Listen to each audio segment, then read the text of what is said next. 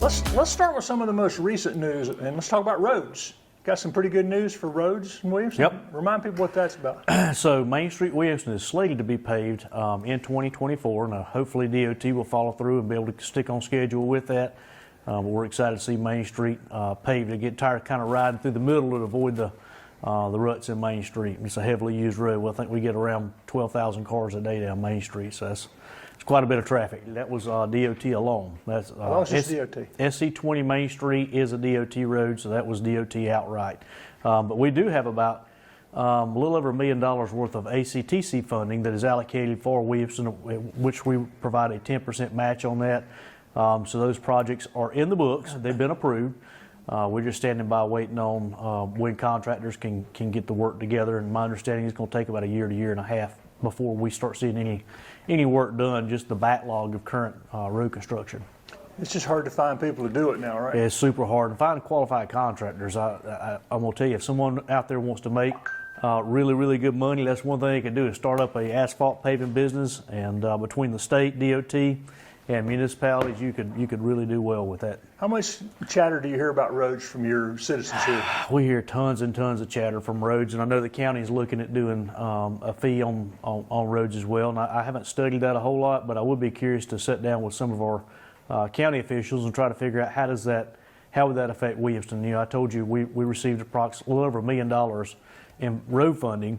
At which time we had to provide 10% match. That's over $100,000 of unbudgeted expense. Penny sales tax would help to relieve the burden off of municipalities. Again, we've never built roads, we've never maintained roads until the 2000s. The General Assembly, in their infinite wisdom, decided that all roads, if you meet a certain population, which Williamston does, all roads that were previously county roads are now city's responsibility. No, by the way, we're also not providing any funding for it. You've got to go to the C-Funds Committee. And we've worked really, really well with them, with our C-Funds Committee to be able to get funding for roads. But that 10% match obviously is unbudgeted expense, and they require that 10% match each time a road's paved in Williamston.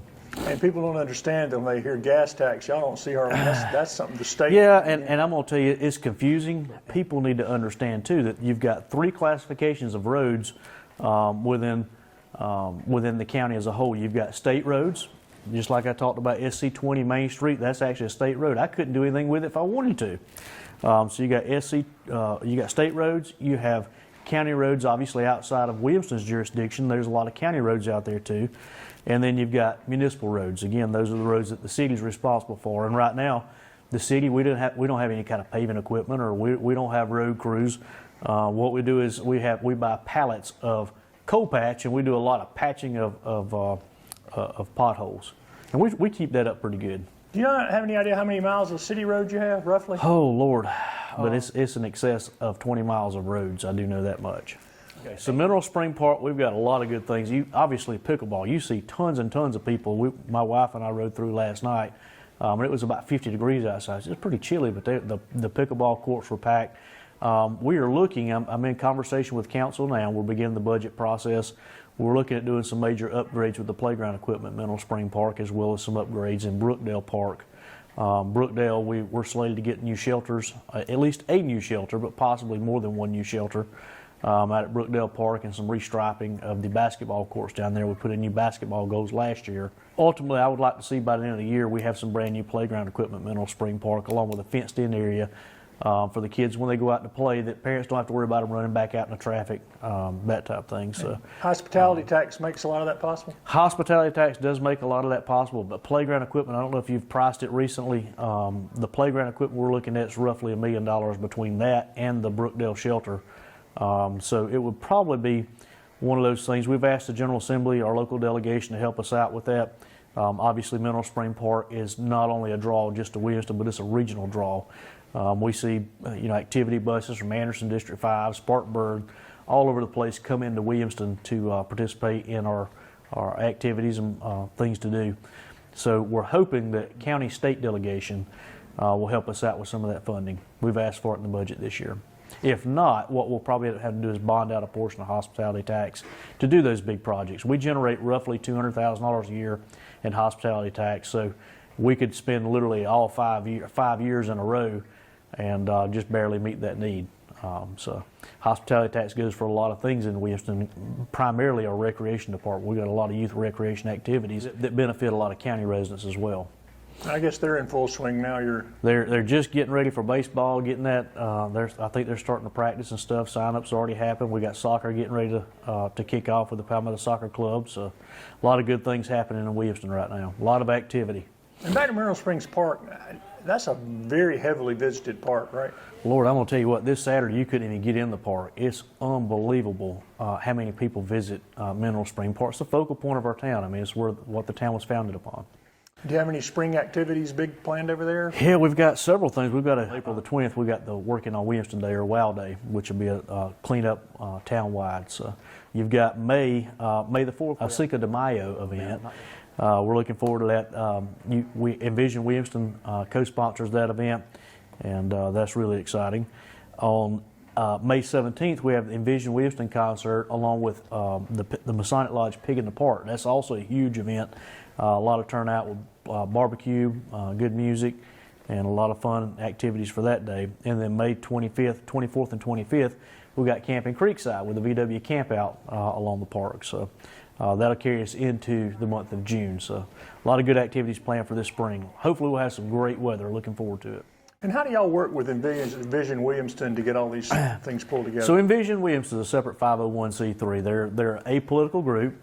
They're residents and folks that live maybe just outside the city that get together, and they come up with ideas on how we can better Williamston, whether it be an event, a fundraiser, or sometimes just providing advice. Again, they're a political group, so they have their own board. They have an executive director, and they'll meet, and they may come and say, you know what, we think it's a good idea to do X project, and this is how much X project is going to cost, and they present it to council for funding approval.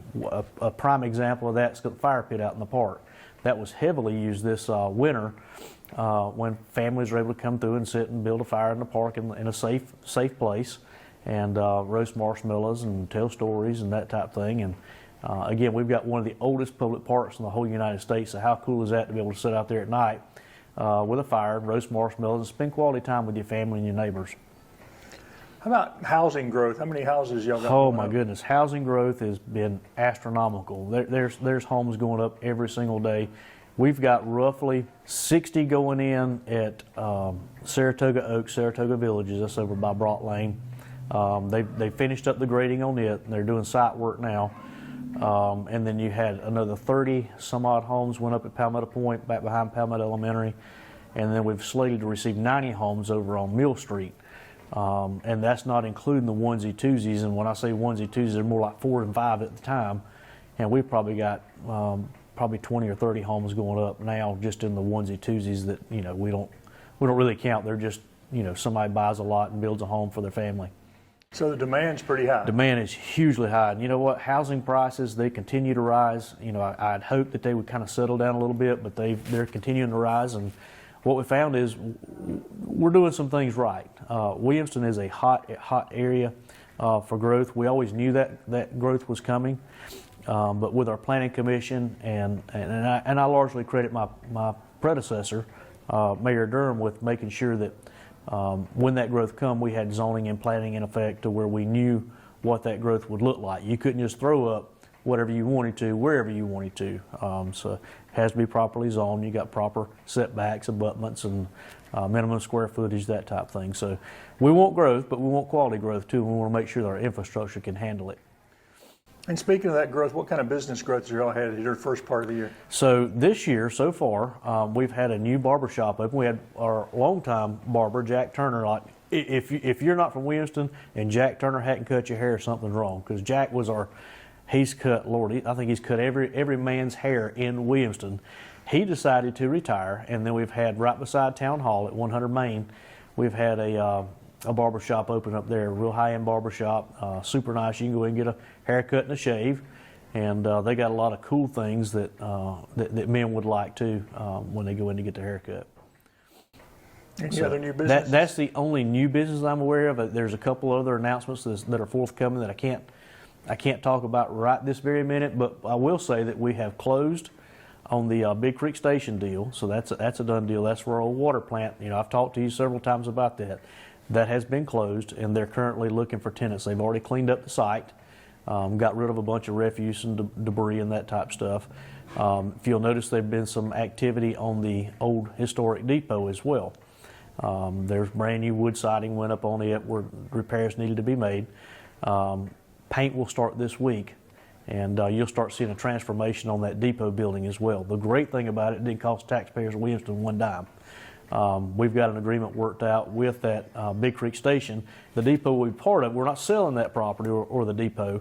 However, we're going to allow them free use of that facility depending on the investment made, how much money they put into that building.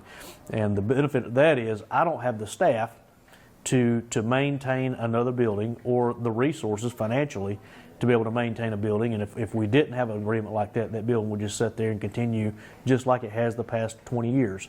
We want that building put to good use, and we want that to be something we can be proud of. It is the dog park, man. You go out there at any point in time, you probably go out there now, there's probably 10 or 15 people out at the dog park now. We put some new benches in out there for folks' convenience. It's right along the trails, easily accessible. It's getting a lot of great use from it. That's another Envision Williamston project I was telling you about, where the community says, hey, we think that a dog park would be a great fit for Williamston. It's something that's needed. And they went out and solicited pricing and that type of stuff and presented a proposal to council. They did the legwork, and we're able to fund that project. And for people who haven't walked it, there's a path you can walk from there to the park, and it's all connected. Absolutely, and that's one of the beautiful things. We're trying to make Williamston a more walkable community, so you can pull in Mineral Spring Park, park your vehicle, and get out and walk around and really experience all the great amenities that Williamston has to offer, and there are tons of them. And speaking of that, any upgrade on the trail ideas? Okay, that's another thing. We just got approval back from the Corps of Engineers. I don't know if you've ever dealt with a federal agency, but anytime you deal with the Corps of Engineers, it can be quite the headache, and it can be quite time consuming. And I'm a private business guy, and whenever I get funding for something and I want to push ahead with it, I want to do it right now. And unfortunately, that's one of the things that's been probably the most trying issues for me, is that everything in government doesn't happen right now, even as much as I want it to. So back up about a year ago, we secured funding for a trail system that will continue out from Veterans Park, fall on the creek bank all the way back in behind the Brock Lane development I was telling you about, and ultimately will end up on Mill Street. That's our ultimate end game. Beautiful, beautiful area. Can't wait for that to happen. The Corps of Engineers came in and looked at it in the design phase and said this could be a wetland. We're not sure if they're going to claim jurisdiction on that wetland. If they do, then it really, really delays the project by years. I got notification back last week that they're saying that's not part of their jurisdiction, which means we can proceed ahead with the construction. So I'll look for that to start happening this summer. And people are really keen on these trails. Oh yeah, listen, trails are a big draw again regionally. Not just Williamston. It's not just Williamston residents using our trails. Folks come from all over to be able to go walk those trails, but they want other things to do, and so that's one thing we're building on. Like with Big Creek Station, that's right along the trail. So, you get out and walk the trail. You can unleash your dog, let him run around in the dog park for a little while you take a break, from walking. Big Creek Station, we're looking at mixed-use retail, so it might be a place you can go shop or dine in that area along the trail. Really make it a walkable community. That's our ultimate goal. And anything else you and council have identified y'all like to see done before summer gets here, or get started before summer gets here? Obviously some cleanup. That's anytime the grass starts growing and you start having weeds and stuff like that, just sprucing up things a lot to make it more presentable. Curb appeal, I think, is important to any municipality. When folks roll up and they see high grass and stuff like that, they don't really want to visit. They want to visit nice things and see things. So that's what our trails and our overall curb appeal, that's what we're looking for in Williamston. Is litter a problem? Litter is always a problem. I tell you, I want to give a big shout out to Sheriff McBride and his litter pickup crew. Back behind my office on Minor Street seems like the place to go, and I guess because there's not many homes there and it's kind of a straight stretch of road, people just dump their trash out all over the place, and his litter crew was out picking up last week, so hopefully we'll be able to keep that litter down for a while. But yeah, litter is absolutely a problem everywhere, but more especially on those secondary roads where There's nobody around to see somebody throwing out a cigarette butt or a McDonald's cup. Let's pick up for the rest of the events we got already scheduled for the remainder of the year. So in June, on the 29th, we got the Town Williamston Freedom Celebration. And I'm excited to tell you, council will get a briefing on it, and I'm telling you before I've told anybody else, this year will be the place to be for 4th of July festivities. I can't tell you a whole bunch more, but be sure to stay tuned to the town social media pages. We're doing Twitter now, Instagram, as well as Facebook. So I expect that to be released this week or maybe next week. But there's going to be quite a bit of hype for our 4th of July festivities this year, and I expect to have thousands of people come out for that. This year they're also going to have a freedom market. You'll be able to buy and sell out there at the market. We'll have Envision Williamston be doing the bobbers on Big Creek race again, which is pretty neat. You take bobbers and you put those in the creek, and then we have a big race to see whose bobber gets to the finish line first. And then we'll obviously have the fireworks at dark behind Town Hall. So the big announcement that's going to be happening will be in reference to some entertainment for the 4th of July. So we're excited about that. We also have in July the 13th, we have the police book bag giveaway right before school starts back. We have the Envision Williamston scavenger hunt on the 13th as well. And on 20th, we have bingo here at Town Hall for folks who like to play bingo. And then obviously Spring Water Festival this year will be in August again this year. I think they're going to change it up for 2025, but for 2024, they decided, the Spring Water Committee decided to keep it on the 23rd and 24th of August this year. And you're thinking about changing it because of the weather? Yeah, it's hot in August. August in South Carolina is scorching hot. You run risk of a lot of thunderstorms, and folks have asked about changing it to the spring. So I think the committee is entertaining that idea this year. And just so folks know, the town and our staff, we don't run each festival. Each festival is ran by an independent group. Most of them, Envision Williamston handles the logistics of that. The town provides support for it and funding, but most of the time they handle that. Like the barbecue festival, that's the Williamston Masonic Lodge that handles that. The only thing the town does is provide logistics for it. And that's how a community is really supposed to Yeah, work. absolutely. Listen, if you depend on local government to do everything for you, we don't have the staff or the financial ability to be able to do everything. But what we do is we come together as a community, and we're able to do those things simply because we're able to come together as a community. Otherwise, there's no way we could do the amount of events that we do.